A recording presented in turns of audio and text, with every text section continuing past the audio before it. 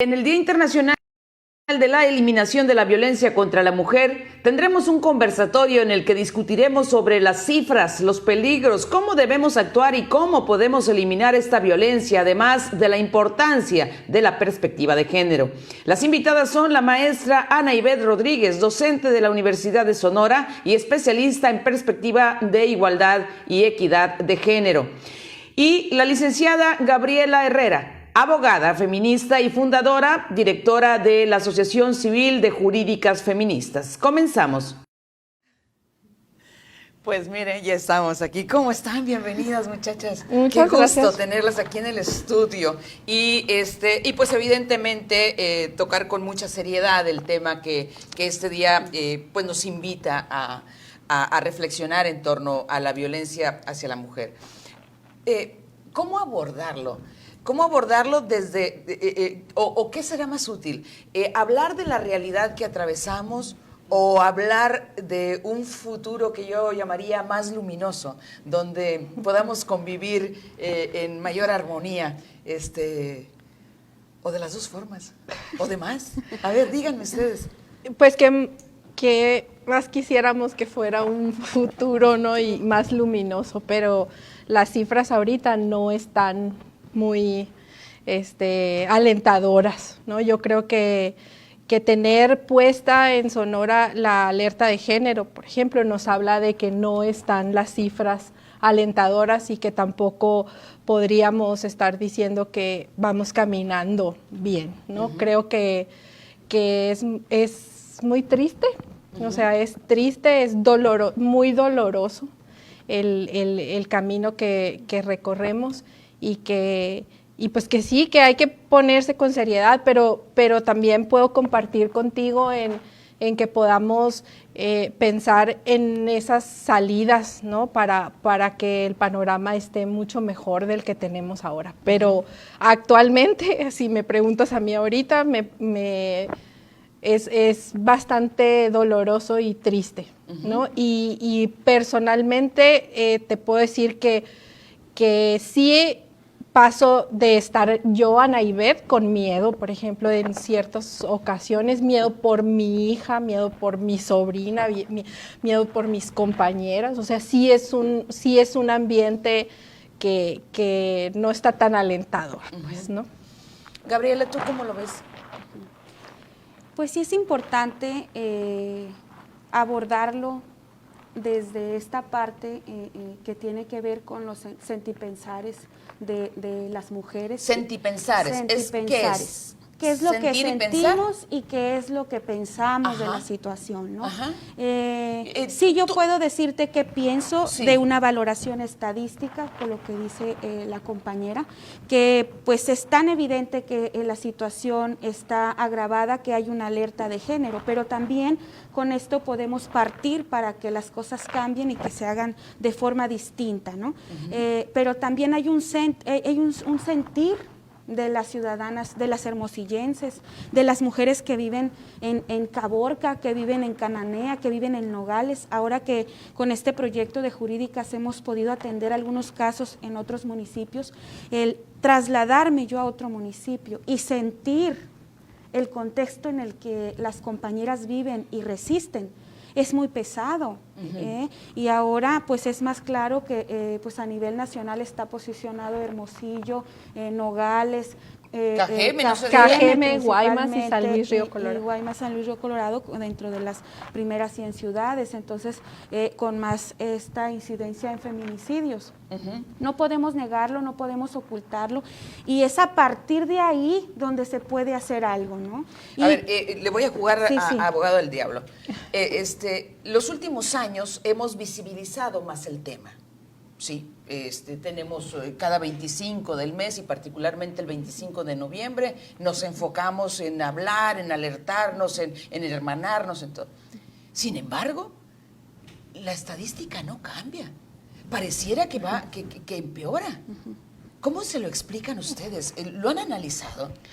Pues lo que pasa es que una cosa es visibilizarlo, ¿no? Que eso es el punto de partida, y otra cosa es que esa visibilización se traduzca a políticas públicas que verdaderamente hagan algo en contra de para la erradicación de la violencia. O sea, una cosa es que lo pongamos sobre la mesa y otra cosa es que se establezcan planes y programas desde la educación para cambiar esta perspectiva, ¿no? O trabajar en la erradicación de la violencia y en el cambio de los roles y estereotipos de género. Una cosa es que la visibilicemos como tal y otra cosa es que verdaderamente el presupuesto se haga efectivo en los lugares en donde se necesita, ¿no? Entonces, yo ahorita platicaba con Gaby sobre precisamente el de jurídicas feministas, o sea, es una solución a un sistema de justicia que tendría que estar establecido ya desde la perspectiva de género y que te encuentres que necesitan ir con alguien que tenga una visión específica para la resolución del problema, pues entonces te habla de otros asuntos, ¿no? Entonces, lo que yo creo entonces es que sí es necesario un cambio desde la parte cultural también para poder que se puedan traducir en programas, ¿no? Qué complicado es cambiar el pensamiento, ¿verdad? Qué complicado es cambiar los esquemas en los que hemos sido educados, educadas. Por ejemplo, Gabriela, ustedes en el colectivo y que en la asociación civil, sí, que nos decías, han tenido oportunidad de estar en diferentes puntos del Estado. ¿Cuál es la situación que con mayor frecuencia se presenta? La violencia familiar. Violencia y el familiar. abuso sexual y violación infantil. ¿Cómo? Son abuso sexual y violación infantil. ¿Qué temas tan pesados, Sí, verdad? yo quiero dar a conocer esta cifra. Yo en una semana recibí 5 casos de abuso sexual infantil. En una semana. ¿Dónde? En la asociación civil, ¿no? ¿De dónde los casos? De Hermosillo. De Hermosillo. Específicamente de Hermosillo. Entonces, esto fue, quiero aclararlo también, que fue en este auge de la situación de la pandemia, pues, ¿no? Pero es algo que no inició con la pandemia, es algo que ya estaba, ¿no? Entonces, ahora, con esta situación del aislamiento, pudimos, las mamás y los papás se pudieron dar cuenta de la situación en la que estaban las niñas en el hogar, pues, ¿no? A ver, las denuncias, esas 5 denuncias, ¿fueron en qué lapso? En una semana. En una semana. ¿Hace cuánto tiempo? La presentación de una semana. Estoy hablando de aproximadamente unos 3 meses. Hace unos 3 meses. Que nos sucedió esa situación. Ahora, pues, ¿no? ese abuso, ¿recién se había cometido, o esos 5 abusos recién se habían cometido, o la convivencia más prolongada en el hogar a raíz de la pandemia hizo que los niños y las niñas se sinceraran con papá y mamá y les dijeran que estaban siendo víctimas de abuso, o fueron ahí en ese aislamiento donde fueron abusados? No fue en el aislamiento. El abuso sexual no se da de forma directa en una ocasión, un día se le ocurre al agresor, no. Esto es periódicamente un trabajo de manipulación con la víctima. Y quiero comentar también que el perfil de los agresores de abuso sexual y violación son personas con mucha ética moral y mucha ética ante la sociedad, con cargos hasta públicos, ¿no? Tanto como sacerdotes, maestros, los padres, los abuelos. El principal riesgo ha sido en el hogar, ¿no? Entonces, ¿cuál es este perfil? Yo demuestro ser una persona ética, con una alta moral, para que en el momento que a mí se me llegue a acusar de algo así, nadie lo pueda creer, ¿no? Es parte de las estrategias de los agresores que hemos podido detectar. Híjole, siempre, ¿es un minuto para el corte y regresamos?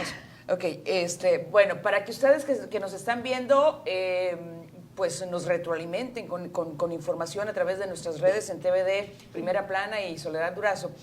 La verdad es que algo me pasa cuando se habla de abuso infantil.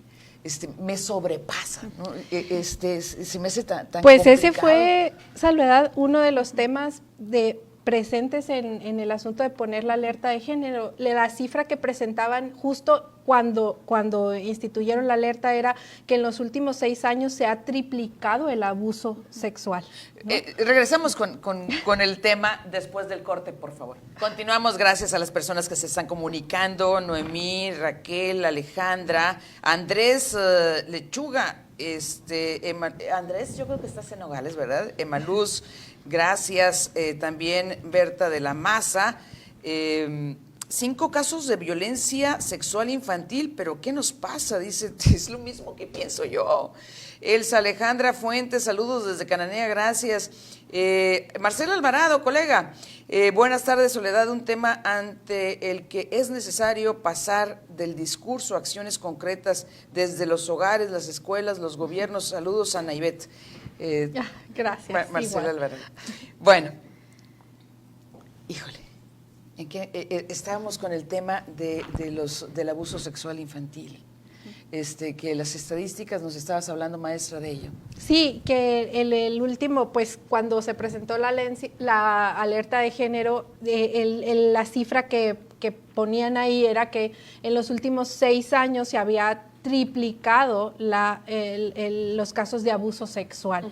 Entonces, a mí este asunto, siempre te dicen, con este asunto de la pandemia es que resurgió, salió, y yo siempre les digo, no es un asunto de pandemia, que ahora se haya visibilizado un poco más, pero es como decía Gaby, no es que ahora se me ocurrió, ¿no? que voy a, sino que hay un proceso, y que sí, seguramente ahora porque estaban ahí y los podían ver y podían darse cuenta, es que tuvieron pero no significa que en tiempo de pandemia, seguramente los casos son de mucho antes. ¿No? ¿Qué políticas públicas se necesita implementar para atacar el problema? Aquí hay acciones que tienen que ser de emergencia y hay acciones que tienen que ser de raíz.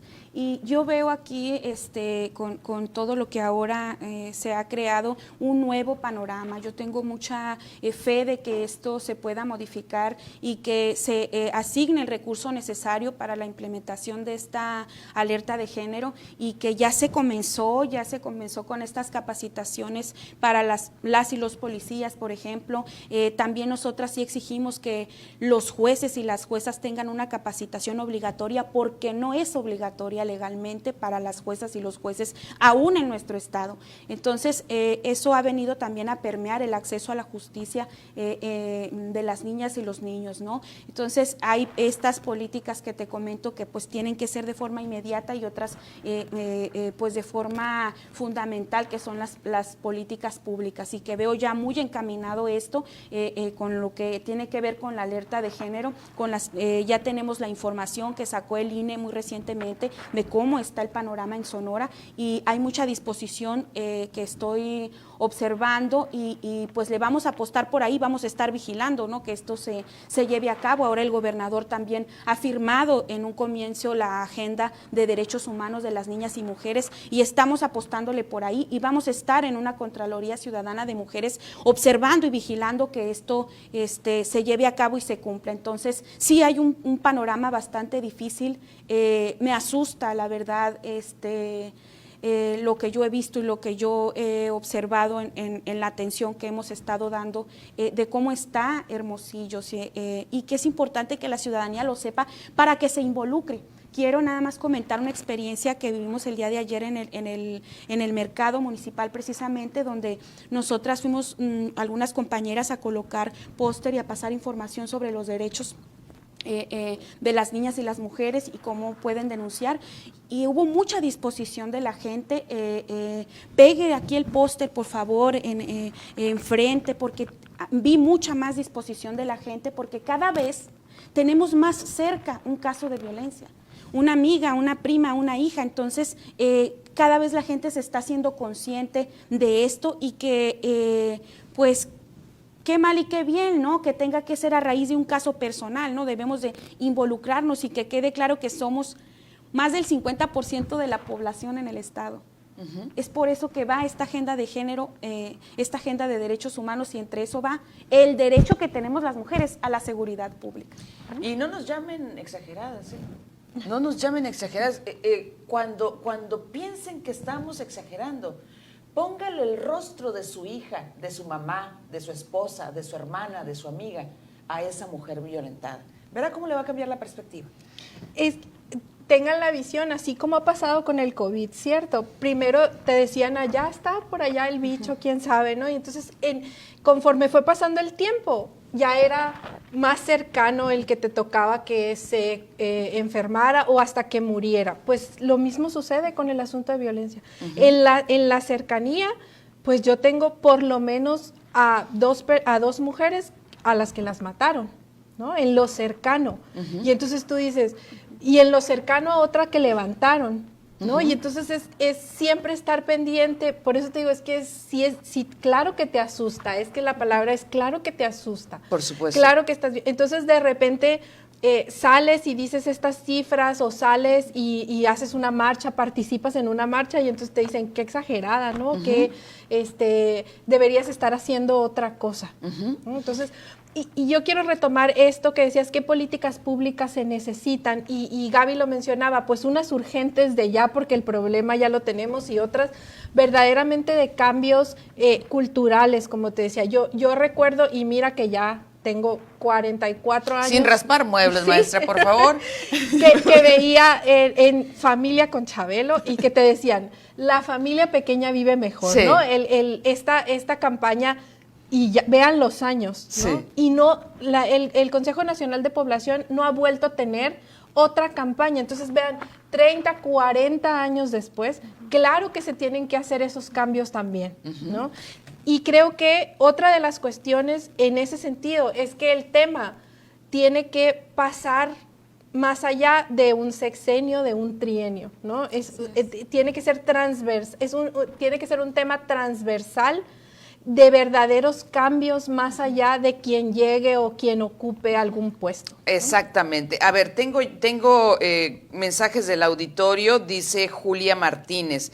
Gracias, Soledad, por darnos esas entrevistas inesperadas, pero súper interesantes. Saber que hay un sonorense triunfando. Ah, bueno, se refiere a la entrevista anterior. En el mundo es un orgullo y una esperanza para nuestros jóvenes. Más noticias de esas. Felicidades por tu programa. Y luego, hola, abuso infantil me tuerce el alma, tiren a los tiburones a los pedófilos, dice Juan Carlos Dávalos. Hola, Soledad, soy Daniela Sesma. Sería bueno saber cómo se trabaja en las escuelas para detectar un niño o niña violentada. Esta entrevista es solo un ejemplo, pero a nadie le importa. Gracias por recibir mi comentario. Con mucho gusto, coméntenos. La verdad, las cosas es lo que nos permite, pues, atender a las audiencias, las expectativas de la audiencia. Qué fuerte el tema y desgraciadamente más frecuente de lo que imaginamos, dice Elia. Berta de la Maza, castigos más severos y acabar con la impunidad, incluido el pacto patriarcal, será una alternativa para bajar esas cifras escalofriantes. Dice Noemí, qué fuerte el tema del abuso infantil. Sí, caramba, es que... Y luego también algo que nos critican. A mí me llamó mucho la atención cuando empezaron estas marchas y que las mujeres, algunas de ellas las pintas y demás, y me dice mi sobrino, que tiene alrededor de 25 años, dice, que hagan eso y mucho más. ¿A poco crees que si a ti o a mi hermana o a mi mamá le hacen algo, yo me voy a quedar de brazos cruzados? Por supuesto. Sí, o sea, ya hay un despertar de la juventud, me parece, que las jóvenes sí, vienen muy fuertes, tienen mucha conciencia, sí, porque además están viviendo la violencia inmediata y de forma muy recrudecida, porque además esas violencias que han estado recibiendo no son atendidas de forma adecuada. El abuso sexual infantil no termina en tener conocimiento o en denunciar, ¿no? Como tanto se incita por parte de la Fiscalía a estar constantemente denunciando. Aquí hace falta que se pongan protocolos especializados para la atención de estos casos. No puede ser que sometan a las niñas, a los niños, por ejemplo, a terapias lúdicas durante largo tiempo para que sean preparados para declarar ante un ministerio público, y una niña de 4 años firme su denuncia por abuso sexual. Esto es inconcebible, ¿no? Entonces, creo que que no se quede así, ¿no? Hay mucho trabajo que hacer en la parte de acceso a la justicia también, ¿no? Que no se quede únicamente en la denuncia. Sí, estamos denunciando, pero ¿cuál es el proceso al cual están sometidos? Además de que los jueces los están dejando en libertad, como el caso que tuvimos de una maestra donde tuvo tentativa de feminicidio y fue liberado su agresor. Hasta la fecha sigue prófugo de la justicia, ¿no? Y así como él, tenemos bastantes órdenes de aprehensión y los agresores están prófugos de la justicia, ¿no? Entonces, es importante también mencionar lo que está pasando para que haya un cambio y que es de todos los sectores, no solamente del acceso a la justicia. Por más que nos duela, la realidad es la realidad. Todos. Sí, y ahora sí que aguantar vara, y aunque nos sigan diciendo que exageramos, pues vamos a seguir insistiendo, porque no es justo, no es posible para nuestra generación sentar este precedente y sentar un precedente como por ejemplo de cruzarnos de brazos, sino todo lo contrario, tenemos una responsabilidad con nuestra generación y con la generación que viene, y también una deuda con las mujeres que nos abonaron el camino, a muchas mujeres que ahora tenemos la posibilidad de estar en la vía pública, de estar procurando nuestra realización personal y profesional. Yo les agradezco muchísimo que hayan venido, el tiempo se nos acaba, usted que nos ve, si lo considera de interés, comparta estos contenidos para que lleguemos a más gente, para que abramos conciencia, para que transformemos vidas. Muchas gracias, maestra. No, muchísimas gracias a ustedes. Y muchas gracias a ustedes. Ya viene el maestro Ruiz Quirrín con toda la información de primera mano. Quédese en TVD.